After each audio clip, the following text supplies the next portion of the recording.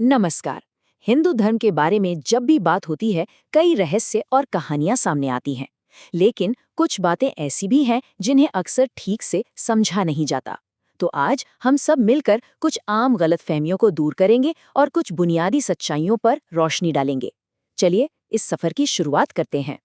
चलिए शुरुआत करते हैं सबसे बड़ी गलतफहमी से। एक ऐसी संख्या जो लगभग हर किसी ने सुनी होगी, पर उसका असली मतलब शायद ही कोई जानता हो। 33 करोड़ देवी देवता सुनने में ही कितना बड़ा लगता है ना? पर क्या ये वाकई सच है या फिर ये बस एक बहुत बड़ी, बहुत पुरानी गलतफहमी है? आइए इस रहस्य से पर्दा उठाते हैं। देखिए, सारी की सारी गड़बड़ जो है ना, वो एक संस्कृत शब्द कोटि से शुरू होती है।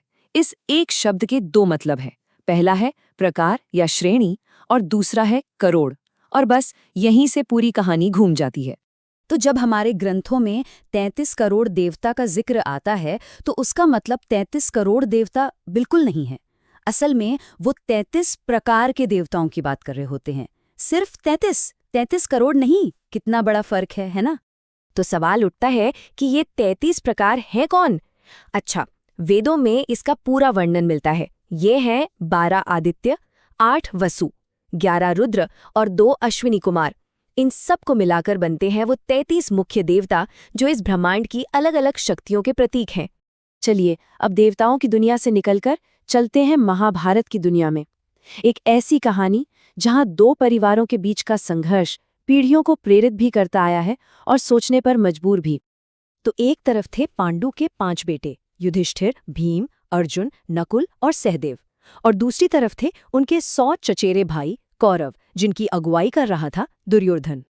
लेकिन कहानी इतनी सीधी साधी भी नहीं है।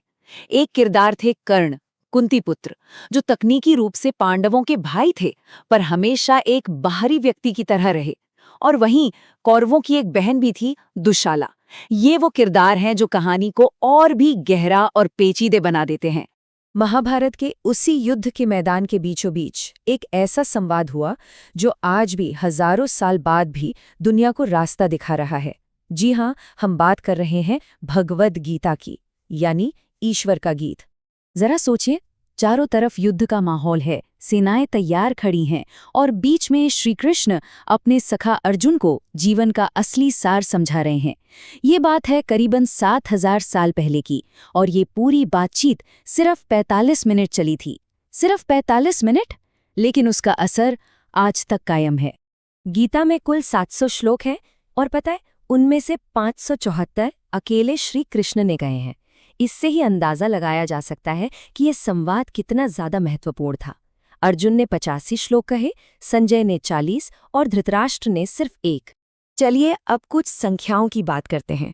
हिंदू धर्म में संख्याएं सिर्फ गिनती नहीं होती, नहीं, उनके गहरे मतलब होते हैं जो हमें इस ब्रह्मांड को और खुद को समझने में मदद करते हैं। शुरुआत करते हैं संख्या 2 से। यह द्वंद्व और संतुलन का प्रतीक है। हर चीज के दो पहलू होते हैं, है ना? जैसे दिन और रात, सुख और दुख। जैसे हर महीने में चंद्रमा 2 चरणों से गुजरता है। एक है कृष्ण पक्ष, जब चांद घटता है, और दूसरा है शुक्ल पक्ष, जब वो बढ़ता है। ये बस एक याद दिलाने का तरीका है कि जीवन भी एक चक्र की तरह ही है। अब आते हैं 3 की संख्या पर। ये संख्या हमारे जीवन के 3 सबसे बड़े कर्तव्यों को, या कह सकते हैं कि जिम्मेदारियों को दर्शाती हैं, जिन्हें हमें कभी नहीं भूलना चाहिए।